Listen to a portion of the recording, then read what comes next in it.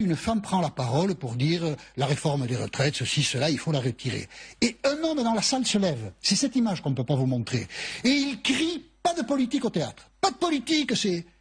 Et là, la salle, c'est un cri. Tais-toi, et tout le monde applaudit le personnel.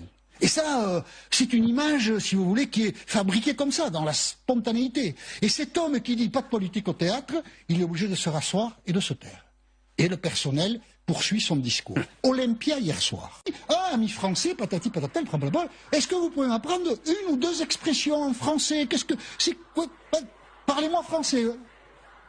Et la salle, spontanément, c'est pas organisé. D'ailleurs, c'est la spontanéité qui est frappante. Va lui crier ceci.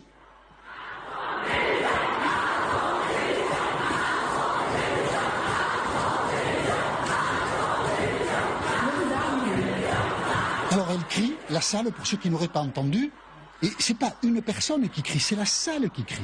Macron démission. Le fait politique, c'est la spontanéité. Le feu couve. La société est en feu. Mettons cela. En feu. Oui, il y a du punch là-dedans. Quand on voit la salle à l'Olympia, moi quand même, je me dis quand même, c'est extraordinaire ça. Et que spontanément ça sorte comme ça. Macron démission. Vous savez, moi l'autre jour, j'ai vu des gens, je connaissais personne en fait parmi les gens que je voyais, c'était un truc comme ça, on était 9. Moi j'ai rien dit, hein.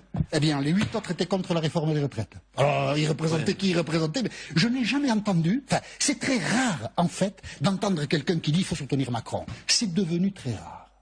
Et je pense que la salle de l'Olympia, de ce point de vue, elle est représentative.